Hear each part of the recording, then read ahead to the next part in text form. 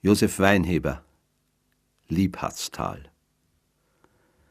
Das bisschen Wein, das südseits noch gedeiht, lockt sonntags kleine Leute in die Schenken. Gekicher, Kreischen, Schrammeln, Trunkenheit, Schaubudenlust, Lampions und Hüteschwenken. Ein Rest von Wienertum. Verfälscht, gestreckt, so wie der Wein aus den verbliebenen Gärten. Dienstmädchen elend, festtäglich geschleckt. Familienzank, Geraunz von Knasterbärten. Im Herbst jedoch, an einem Wochentag, ist alles hier wie einst. Kastanien liegen vom Baum geplatzt am Weg.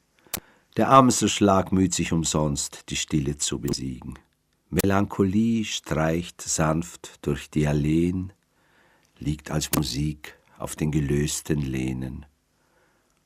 Und steigst du höher, siehst du fern und schön die heißgeliebte Stadt ins Blau sich dehnen.